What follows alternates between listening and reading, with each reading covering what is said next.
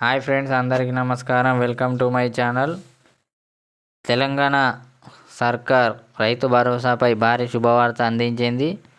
అలాగే కొత్త రేషన్ కార్డులు, ఇందిరమ్మ ఇల్లు, ఇందిరమ్మ ఆత్మీయ భరోసా పథకాలపై కీలక నిర్ణయం తీసుకుంది. మరి ఆ వివరాలు చూడాలంటే వెంటనే మన ఛానల్ని సబ్స్క్రైబ్ చేసుకోండి. అలాగే లైక్, షేర్ చేయండి.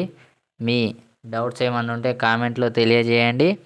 ఇక వివరాల్లోకి వెళ్తే, రైతు భరోసా, కొత్త రేషన్ కార్డులు, ఇందిరమ్మ ఆత్మీయ భరోసా పథకాలపై సీఎం రేవంత్ రెడ్డి కీలక నిర్ణయాలు తీసుకున్నారు. కలెక్టర్లతో నిర్వహించిన సమావేశంలో ఈ పథకాలకు సంబంధించి కీలక ఆదేశాలు జారీ చేశారు.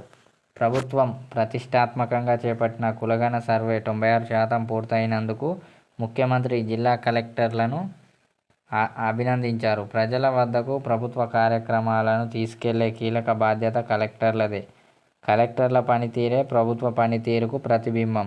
క్షేత్రస్థాయిలో పర్యటనలు చేసి మరింత సమర్థవంతంగా పనిచేయాల్సిన అవసరం ఉంది అని సీఎం పేర్కొన్నారు. కొన్ని జిల్లాల్లో ఇంకా అధికారులు ఆఫీసుల్లోనే ఎక్కువగా ఉంటున్నారని, ఈ విధానం మారాలని సీఎం స్పష్టం చేశారు. క్షేత్రస్థాయికి వెళ్లి సమస్యలను ప్రత్యక్షంగా పరిశీలించి పరిష్కారాలు చురుకుగా అందించాలని సూచించారు.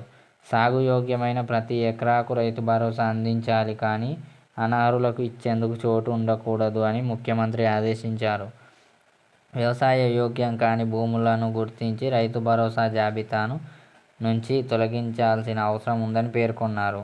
వన్ రేషన్, వన్ స్టేట్ విధానాన్ని ప్రవేశపెట్టబోతున్నామని, ఒకరికి ఒకే చోట రేషన్ కార్డు ఉండాలని సీఎం తెలిపారు. జనవరి 26 నాటికి ఈ విధానాన్ని అమలు చేసేందుకు అవసరం అయిన అన్ని ఏర్పాట్లు పూర్తి చేయాలని కలెక్టర్లను ఆదేశించారు.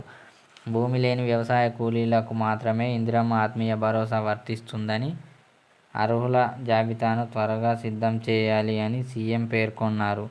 ఈ జాబితాను ఇన్ఛార్జ్ మినిస్టర్కు సమర్పించి వారి ఆమోదంతోనే విడుదల చేయాలన్నారు. ఈ నెల 26 తర్వాత నేను జిల్లాలో పర్యటించి ఆకస్మిక తనిఖీలు చేస్తాను. నిర్లక్ష్యంగా కనిపిస్తే కఠిన చర్యలు తప్పవని సీఎం హెచ్చరించారు. రెవెన్యూ రికార్డులను సమగ్రంగా పరిశీలించడంలో ప్రత్యేక జాగ్రత్తలు తీసుకోవాలని ఆదేశించారు. పథకాల అమలులో అప్రమత్తంగా వ్యవహరించాలని, ప్రిపరేటరీ వర్క్ జనవరి 15 నాటికి పూర్తి చేయాలని సీఎం కలెక్టర్లకు సూచించారు.